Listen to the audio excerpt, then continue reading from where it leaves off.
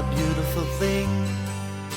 It grows to the quiver of a fife that sings. I can take it with the wave of my hand and place it upon my music stand. Such a beautiful thing.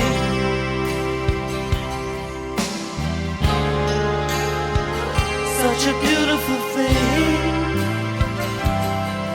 All right, good morning, everyone. Great to see you here today. Thanks for taking the time to come in and participate with us today at the Community Miracle Center.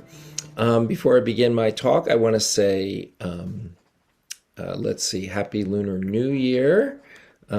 Here in San Francisco, we have a significant Asian population and a significant Chinese population, so we do celebrate the Lunar New Year and the Chinese New Year. Some call it the Chinese New Year. I was reading up, and various Asian cultures countries have a different, sometimes name for it, but they all kind of celebrate it around the same time. So I just want to acknowledge that. My talk for today is titled The Sacrifice of True Freedom. And it is a bit of a paradox, of course, when we talk about the experience of freedom, because it seems sometimes in order to achieve a spiritual freedom, we have to release our old ideas about things. Kind of the inspiration for my talk today is last week, actually, we celebrated the birth of the Reverend Dr. Martin Luther King Jr., who, of course, had an incredible impact on the history of our country, the United States. He was one of the leaders, probably the most famous leader of the civil rights movement that was in favor of a nonviolent approach to change in our culture, which was actually deeply spiritual.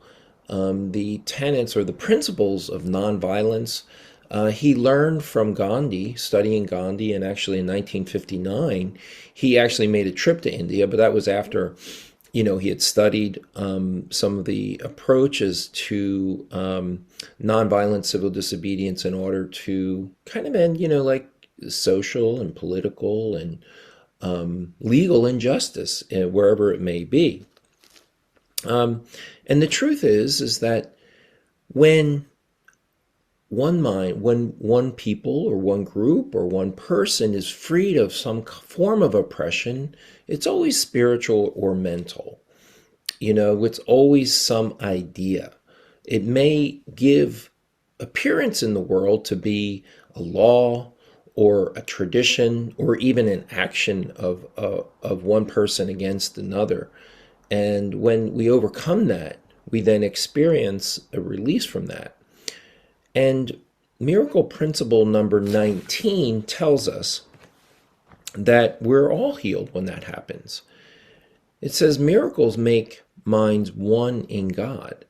And I'm of the belief that even the perpetrator of the injustice, maybe it is a government official who is perpetrating the unjust law, enforcing it, supporting it, passing it, even then, when we stand up and say, oh, no, like Black Americans did during the Civil Rights Movement, and when they oppose that, I believe on some level, deep down, those folks even know that what they're doing is not in alignment with the Holy Spirit, whether they call it the Holy Spirit or not.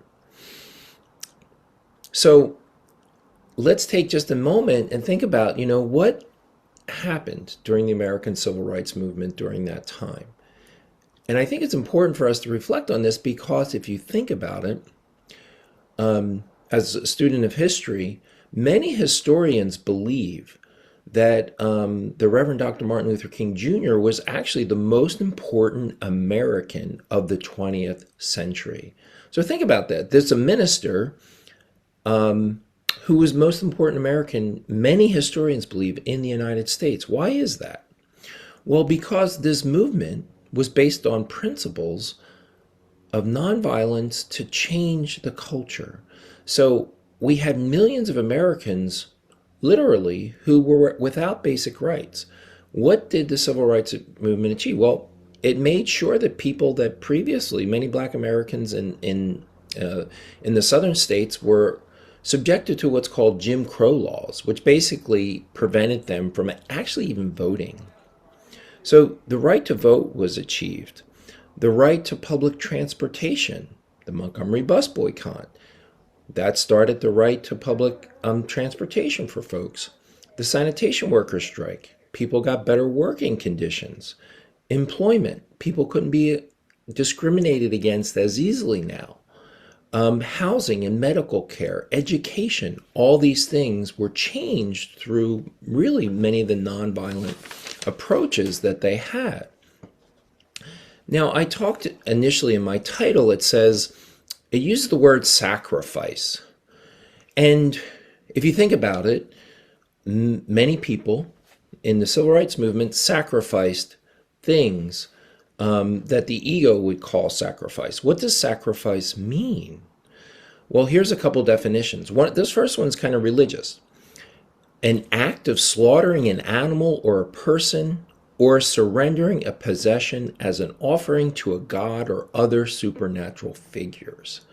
So if you remember, many of us may be familiar with that's kind of like what we might call the Old Testament view of sacrifice, right? Abraham and Isaac, God tells Abraham, you got to sacrifice your son to me to show your to show your loyalty, your love for me, and so on and so forth. So it's very much, it has to do with that ritual, and a very dramatic ritual. And we have them in other cultures as well. We have this approach to sacrifice, and it's very literal in the fact that there's some life form giving up its life.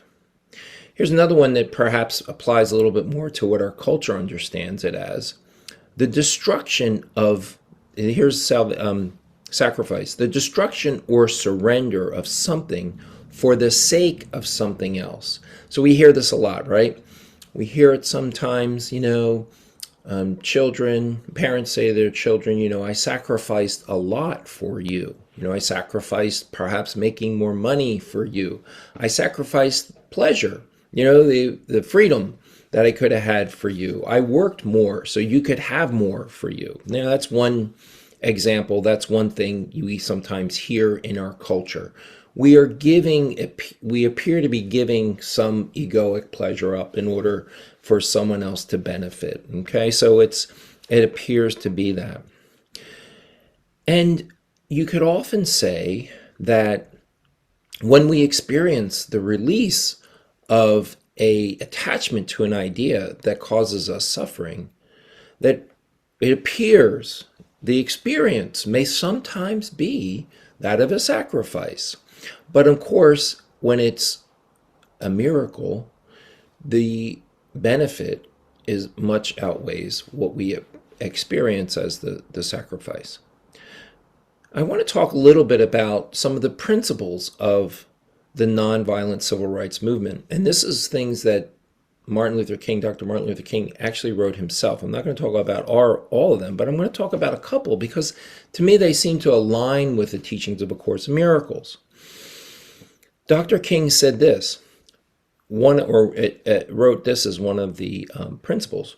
True pacifism or nonviolent resistance is a courageous confrontation of evil by the power of love. I'm not so sure about the evil idea, in A Course in Miracles, but we could probably, I think we can, in this world, we can classify an action as evil, especially when it's on a large scale, a large scale action that's taking where you're actively creating laws and doing things, whether by legal forms or by individual or things like an organization that might be perpetuating evil, these actions against others. But the important thing is by the power of love. Very much Course in Miracles principle, the extension of love. That's what it's all about. The miracle is about getting to the love and then extending it. Very important. Another principle that he wrote about is he said this: nonviolent resistance avoids external physical violence and internal violence of the spirit. And so some of you maybe remember that as part of the American Civil Rights Movement, there were some that who believed that that the Black Americans should achieve their freedom through the use of violence as well. That there should be they should arm themselves, or that they should use violence in even just defensive means. And Martin Luther King was not really about this. And remember, he was also a person who was arrested, had on the way to the jail, was put in a paddy wagon, and there was he writes about this. There was a police dog who was growling at him and barking at him just inches away from his face. His house itself was shot up. So he himself put himself in great danger. And of course, as you remember, there were many of the we remember many of the experiences that many of the civil rights workers at sit-ins were spit at, were beaten. We remember in Birmingham, Bull Connor, he had the police and the fire department turn those fire hoses on protesters who were peacefully protesting. So they understood, at least from Dr. Martin Luther King's, that to respond to violence with violence would actually be bad for their own spirit, that they would be engaging in it. Not that you wouldn't naturally have that experience. And this helped to be transformative. Another principle of the nonviolent movement says this: nonviolence seeks to win friendship and understanding of the individual. Now, folks, we can put in there, the miracle seeks to win friendship and understanding of the individual. So this nonviolent movement was very much in line, I think, with the principles of A Course in Miracles, because the Course in Miracles says if we do follow our guidance, we do seek our guidance, we do seek for the miracle in any conflict, then it's a win-win situation. It will result in a win-win situation for everyone. And so we're kind of reminded of that. Now, if we take a look at, we do have to, I think, examine, why does the ego cancel us against nonviolence, or why does it cancel us not to embrace the miracle? What is the obstacle? And, it's interesting from today's reading that Reverend Lane read, it's very clear. And I was kind of surprised when I did this, because this idea of what is sacrifice, the reading for today, what is the real meaning of sacrifice, it just came up in our class on Thursday, the discussion, and I just happened to search for it in the Course in Miracles, and it was very specific. And the Course, to me, sometimes stays pretty abstract. It doesn't get into specifics sometimes, and I was very abstracted. It was very clear that the egos is really all about what? It named 4 things: the power, fame, money, and physical pleasure, So it said, the ego is doing it. Now, of course, I'm not saying any of those things are wrong or bad, but from the egoic thought system, from that approach, it is, it's harmful to us. For example, what it's saying is, the ego wants power at the expense of the other, of either another person, organization, situation. Fame at the expense, money at the expense of, right? So that's what we're doing it. Physical pleasure at the expense of your well-being, So that's kind of how it's approaching it. And so the ego is never going to counsel us to allow us to put ourselves in any kind of danger, which is what Black Americans did. Or, if you remember Gandhi, maybe some of you saw that movie, Gandhi, wonderful movie, I think 1980, Ben Kingsley won an Academy Award. I think it won Best Director, super movie.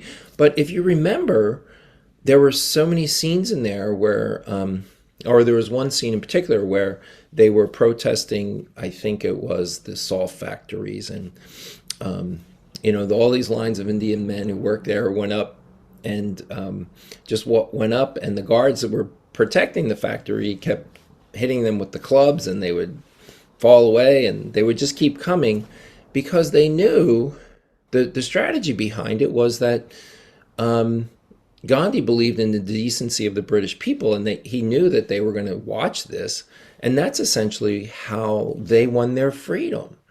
India won its independence. India, which is now, by the way, the world's most populous nation, won its independence from the Great British Empire without firing a shot.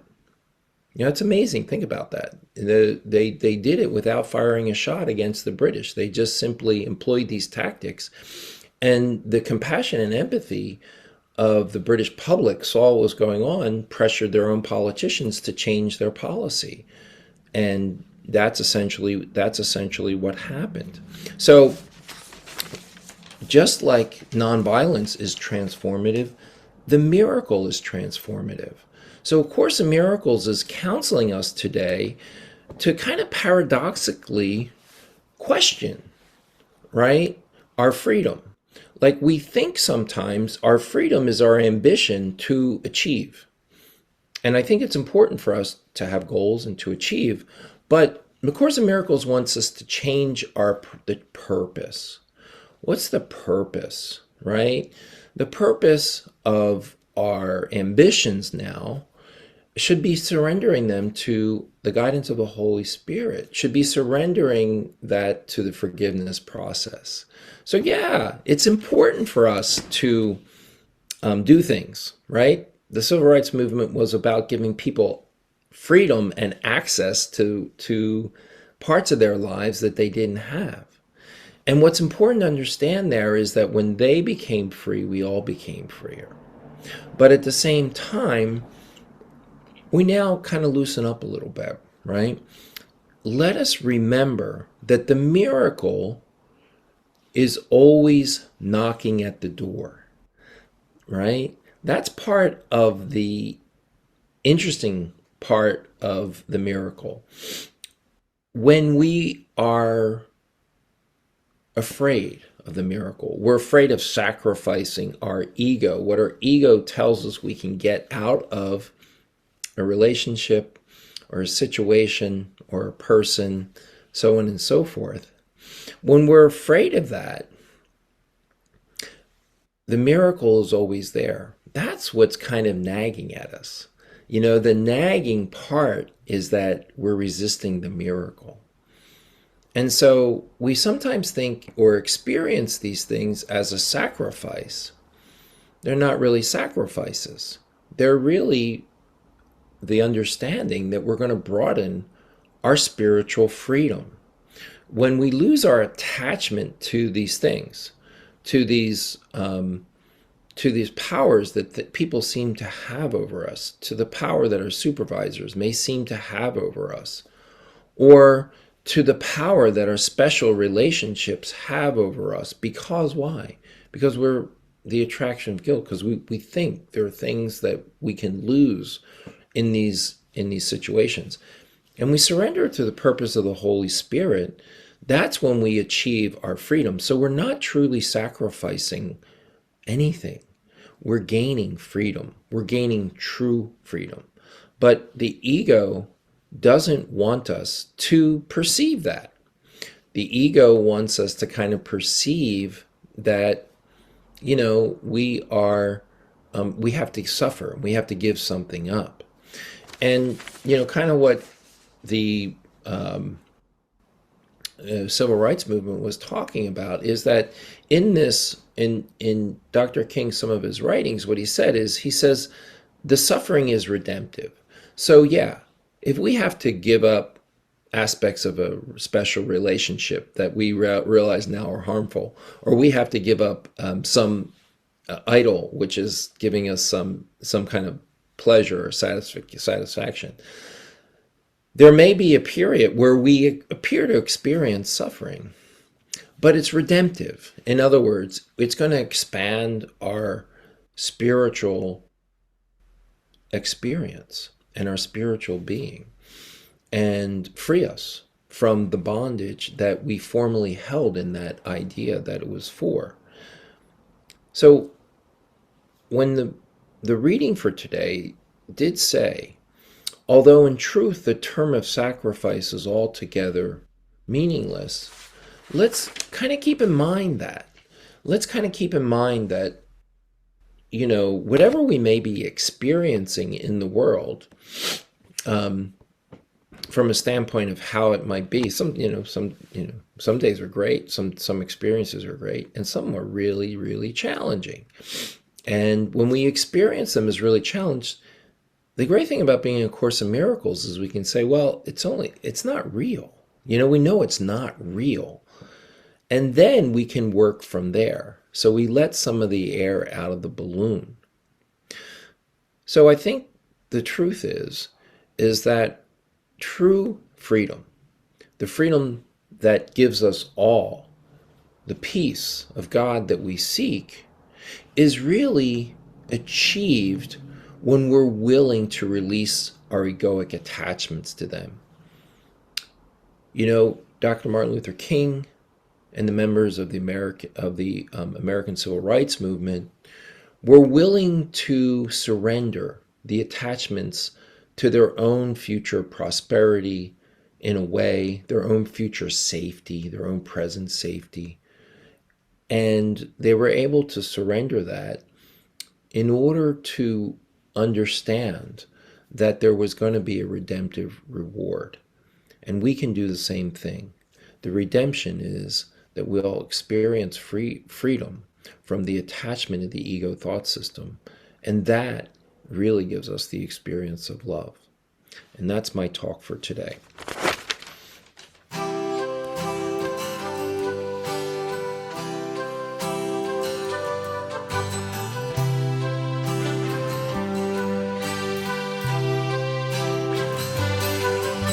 A flower is a beautiful thing. It grows to the quiver of a fife that sings. I can take it with the wave of my hand and place it upon my music stand. Such a beautiful thing.